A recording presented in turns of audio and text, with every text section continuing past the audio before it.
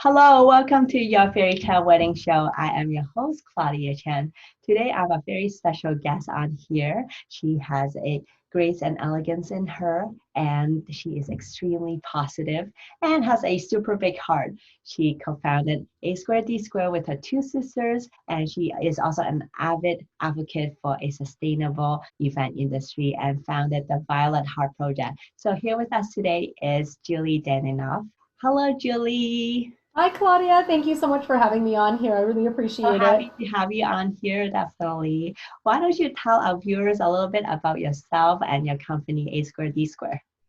Sure. So, I am from an arts and entertainment background. Myself and my two amazing sisters, Elisa and Samantha, when we were younger, we were all competitive dancers from when we were very little all the way up until we were going into college and university. And also along the way, we were introduced to circus, which was amazing. Actually, I was a neighbor's 50th birthday party. He rented a trapeze rig, and then all of the kids and all of the adults and everybody went up and tried it, and it was amazing, of course.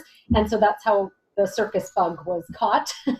And so yeah, so we all were going our pathways in terms of our education and everything like that, but we kept getting hired to do shows here and there. And at a certain point, it just made sense for us to create a company that provided circus, aerial dance services for our clients. And so, yeah, that's how we ended up here. That's so awesome. Such an interesting background. Now, could you tell us what kind of wedding couples would come and hire you guys? Yes, definitely. So we love our wedding couples. Basically, they're the people who are really interested in having something different and unique as part of their wedding day. So anything that would be outside of the ordinary, because there's so many ordinary elements that go into an event, and especially something like a wedding.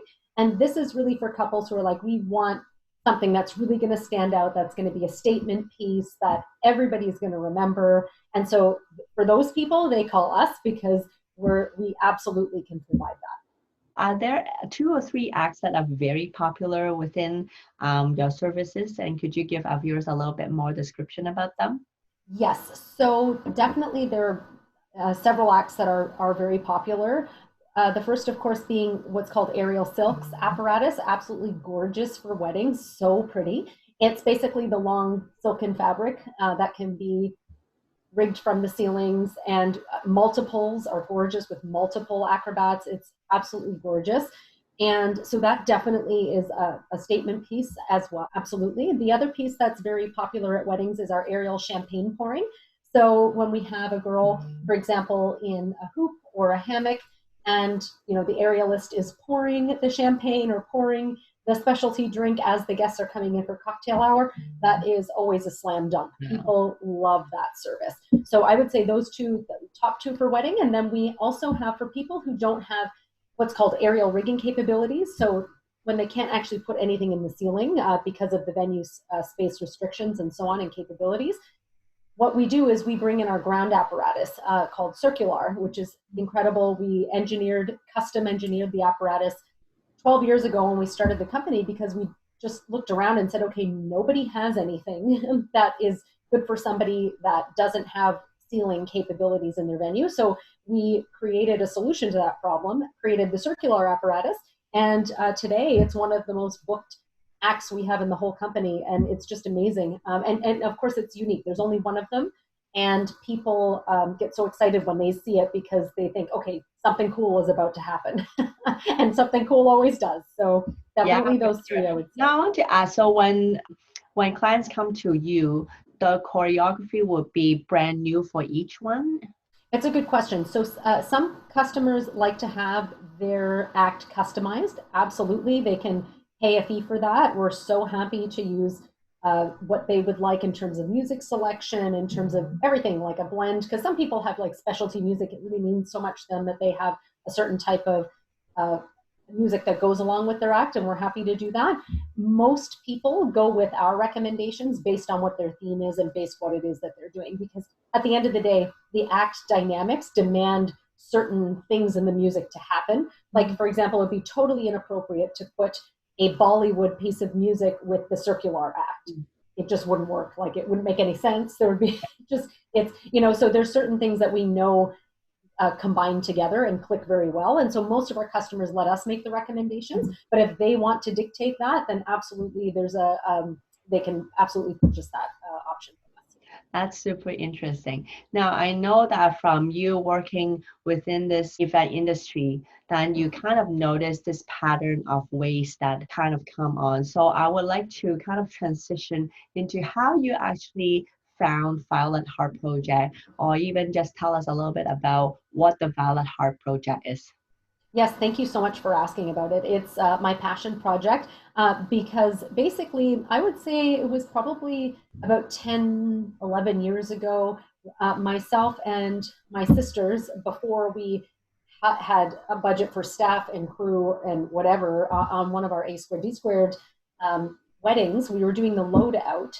And it was I can't remember if it was 800 or 1,000 or plus people at this one specific cultural wedding. It was gorgeous, but unfortunately, the majority of the flowers were all getting thrown into the waste bin. So of course, we're there at the wee hours of the night, taking down our equipment and whatever, and we're seeing all of this waste just go straight into the waste bin, like people wheeling those big trash barrels along the columns and just throwing it in, the vases, the flowers, like everything with it. And we were like, oh my gosh, something has to change. And so myself and a few other industry friends, basically people that I've known for years and years and years, they represent they're different vendors in the industry. So all of us come from different backgrounds. Some of them are in decor, some of them are in web design, some of them are in florals. Like they're just all different people who sit on our board of directors. But we basically got together and just said, okay, we need to do something about this. So that was in 2016. And basically we decided that we wanted to make the Violet Heart Project, we wanted to create it so that we can create a more sustainable event industry. Not just also saving the waste, but then also adding a really beautiful philanthropic component to the service as well. So what kind of organizations do you work with the Violet Heart Project? Yeah, so we absolutely love our partners, our recipient partners. Basically, there are a variety of hospitals, hospices, long-term care facilities, community centers, and shelters.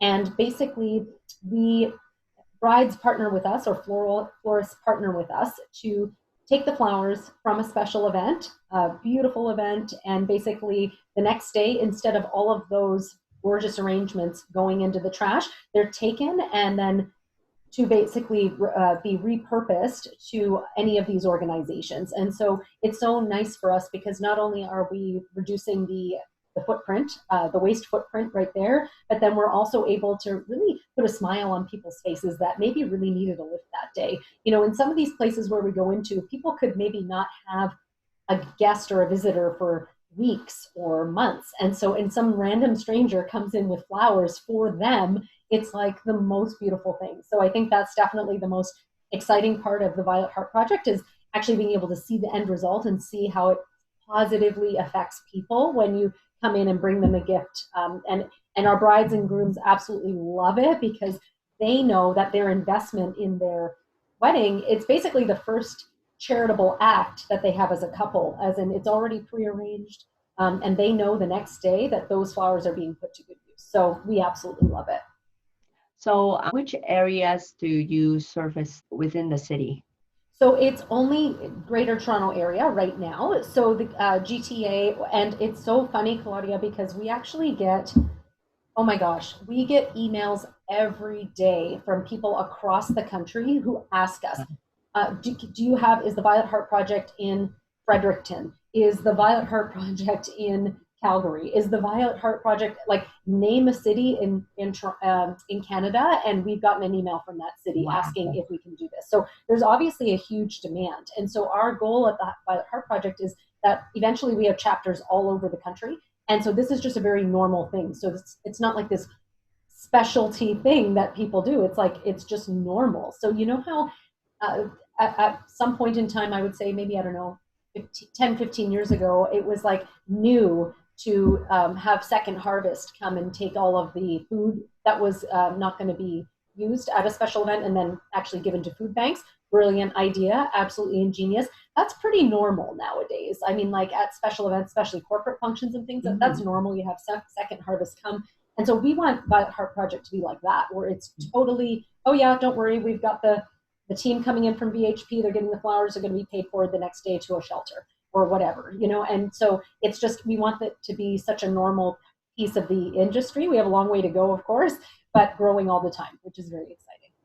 Definitely, it will be something to grow into because everyone just wants to make sure that all these beautiful flowers, all food, like they don't go to waste, right? So, and it definitely has a lot of room to grow. And we're just starting, we're just pretty much just starting. Yes. Now, for couples within the GTA area who wants to donate their flowers after their wedding, at what point do they need to get in contact with you? I mean, we recommend right at the beginning. We actually have strategic partnerships with so many florists around the city right now who already in their first consultations with their customers are saying, and we have this added service that have an option to add on to the end of your service contract. And so a lot of people are just saying yes right out of the gate. It's like, why would they not do it? But I mean, it's not for everybody necessarily. Some people, if you know they're having a more intimate occasion, they want those flowers to go to family members and stuff like that. That's amazing. They're being reused.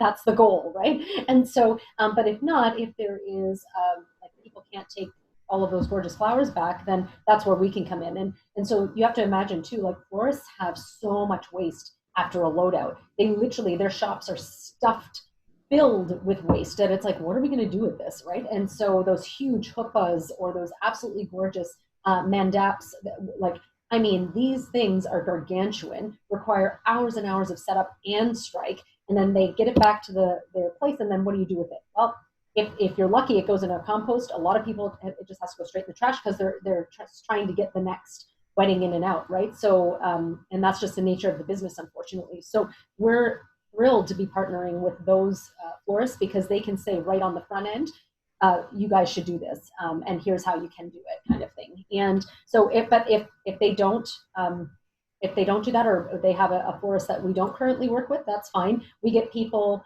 who contact us as long as it's 2 weeks in advance of their date. We can set the delivery schedule, no problem. It's when we get the last minute, like day of, we can't, at this moment, we don't have bandwidth or resources to accommodate last minute bookings, but anything out of 2 weeks is totally fine with us.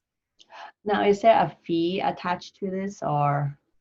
Yes. So right now, basically, we're a nonprofit organization, and so our goal, of course, is to transition to charitable status, but we're not there yet. It takes a few years to do this. But anyways, so right now we are a nonprofit organization, and any fee that is charged is just to cover the costs of the actual service. So myself, the other board members, we're 100% volunteer, and then of course, in the middle, we need skilled people. Like we need delivery, we need the skilled laborers who, like, we don't want somebody like cutting off their finger, for example, because they've never worked with shears or whatever. Like you have to have proper steps along the journey, right? So basically, we the charges for every 6 standard wholesale boxes. Basically, that are the florist already has for sure. If you're ordering flowers for your wedding, your florist 100% already has, because they have to order your flowers, the standard wholesale boxes.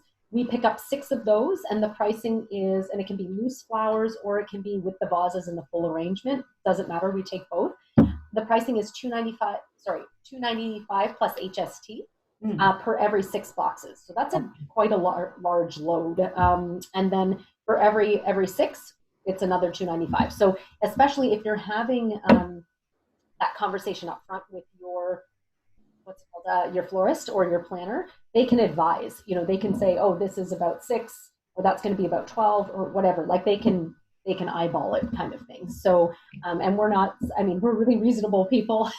If there's an extra box, it's like, it's not the end of the world, you know what I mean? Like the goal is just so that we can cover the costs, so that we can get those out the door to other people. And then also compost, like let's not forget about that too, right? Composting is a really critical component. With a lot of our delivery partners, we have community gardens. So the waste, like sunflowers, are clearly dead and not able to be given away next day. And so those ones, we can actually just have those bundled up and actually taken to community gardens and spaces. So goes right into the earth. Amazing. It never hits a landfill. So that's the other really nice piece of the service, is that you have the philanthropic piece, but then you also have the environmental component, which is also, they really work together. That is so beautiful. You guys have it all thought out.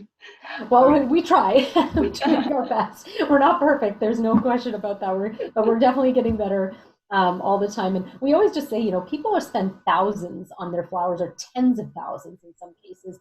What's a couple $100, to make somebody's life happy? You know what I mean? Like, it's really it's just a little bit more, and then you can, what, like if you're really concerned about it, then maybe order a little bit less flour, then you can send everything else to be donated.